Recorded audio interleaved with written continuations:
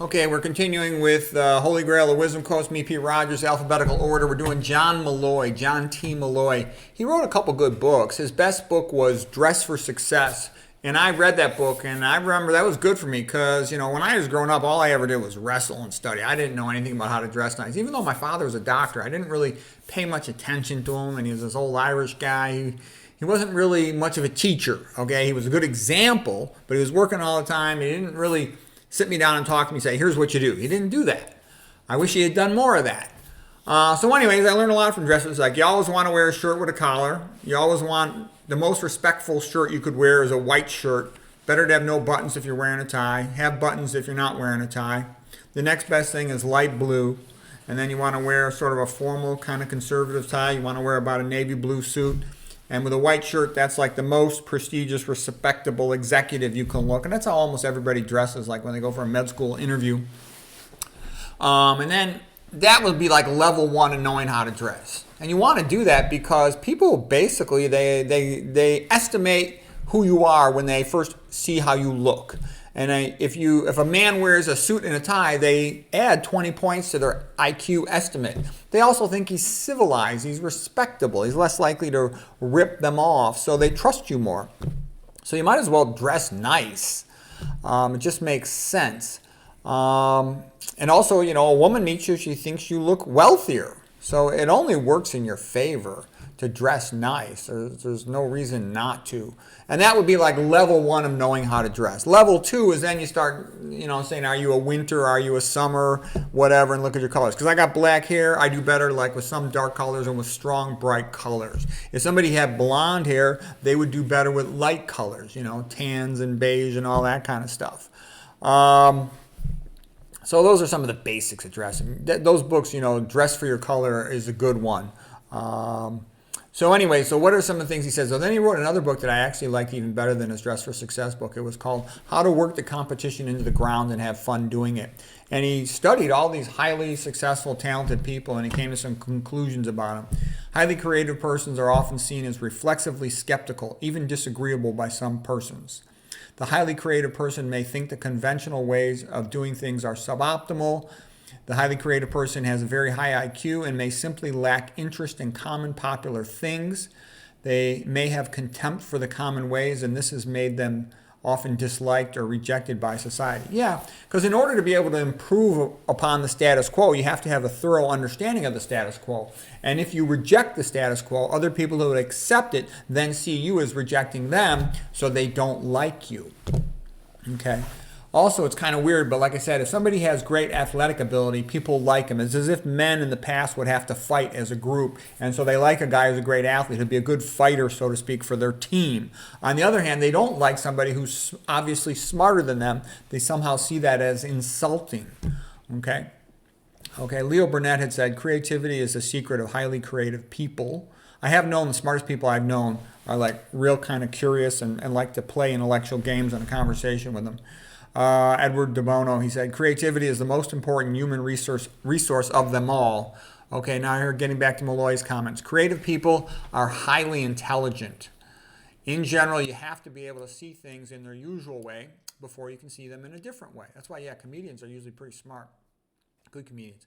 It is simply a fact that creative people are intelligent. When they speak about their ideas of expertise, their logic is impeccable and their feeling for development is superb, and they handle ideas with precision, which are all signs of intelligence.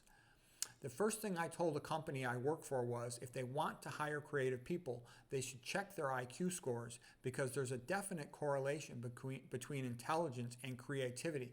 Yeah, the modern human resources people are such a bunch of lefty pinko, scumbags that they basically block creative people from being hired. You can't say what you really think, and you can't be strongly opinionated, or you won't get hired. You won't get the job. They in a sense, they block the exact type of people that could improve their company. That's a true statement. Okay. All right. He continues here talking about the creative people. He says, creative people are usually marathon workers. Yeah, because if you're working for a creative goal, then it's fun to work. Whereas if you're just working for a paycheck, then you only want to put in the minimum amount of hours. They stick with the project until it's completed, sometimes for years.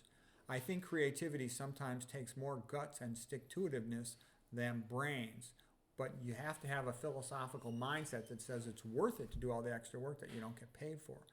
They're always thinking, rethinking, reviewing, and reordering. John Molloy from his book. And it sounds like Thomas Edison had a quote like that. It's something like he said, the first 40 hours a week that you work is what you do for survival, to make your money. Any time you put in beyond that is what you do for excellence, to succeed, to achieve. Molloy noted that highly creative people often had a phase of prolonged loneliness during their childhood or adolescence that was transformative. Yeah, that's very common. If you read the biographies of geniuses or people who study geniuses, that they went through a long phase where they were very unhappy and lonely, and they just did a ton of reading. Like Talleyrand, he had a club foot, so the family wouldn't advance him in the family business, so to speak. Sent him off to the seminary, and he just read all the time in the library and became very, very knowledgeable. Okay, and I kind of had something like that in the sense that I had a real happy childhood all through high school. Then I went off to Stanford, which is like, it was socially, it was like the worst place you could be. Everybody was like, oh, I'd love to go there. It's so beautiful. Yeah, it's nice to walk through it, but to go there, it's the worst from a social point of view. And so there was nothing to do but study. I got used to studying a lot. Till I'd fall out of my chair. There was nothing else to do. 9 out of 10 California girls are pretty, and the 10th one goes to Stanford, and that's not a joke. Okay, he says, they often had a sense of isolation from their peers and sometimes from their families as well. They often had few friends. They had learned to entertain themselves with their own thoughts, and then they lived in a world of ideas. That's also what happens if you go to college far away from your high school area to the point where you really can't come home much. You lose track of your high school friends. And then if you come back for grad school, you've lost track of your high school friends. So you won't have that many friends, and it can be very lonely. I never knew what loneliness was like when I was in high school. Man, did I learn in college and grad school.